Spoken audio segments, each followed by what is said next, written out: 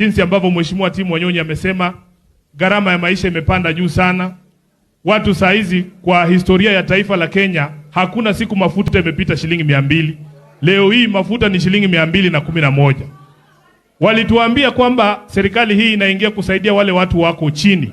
Mimi najua kwa mfano, hata mimi Mungu aliniinua. Mimi sikuwa mdosi nikizaliwa, hata si tulikuwa hapa chini. Na kitu kimoja ambaye tulikuwa tunatumia wakati ule ni mafuta taa. Mafuta taa, ukiwa wewe ndio mtu hapa chini, hiyo ndio kitu muhimu sana kwako. Kupika, kuosha, kuwasha taa na mambo mengine.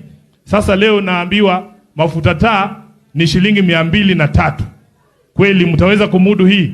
Hii ndio serikali walikuwa wanasema inakuja kusaidia watu wa chini. Sasa wale wadosi wako hapa.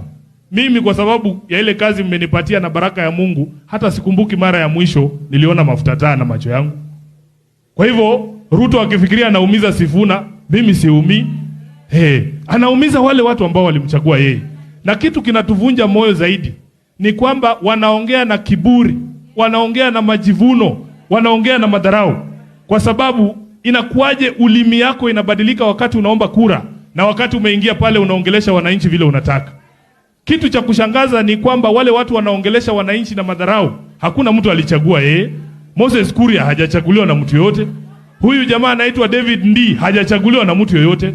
Tunataka wale watu walikuwa wanasema watajenga serikali ya wamama mboga, serikali ya watu wa bodaboda, wenyewe watuambie kwamba walitudanganya. Si namna hiyo? Watumie hiyo ulimi walitumia kutafuta kura. Kwa sababu hao wengine sisi wananchi hatuwajui. Si namna hiyo? Wakuje waelezee wananchi ni kwa nini waliwahadaa. Mimi kile kitu naomba nisiwahi badilika vile nilikuwa kwa campaign, ndio natakana nibaki nikiwa kwa kazi, niongeleshe wananchi na heshima na niwafanyie kazi ambayo mlituma kufanya. Jambo la pili, mimi mnajua mimi ni seneta wenu.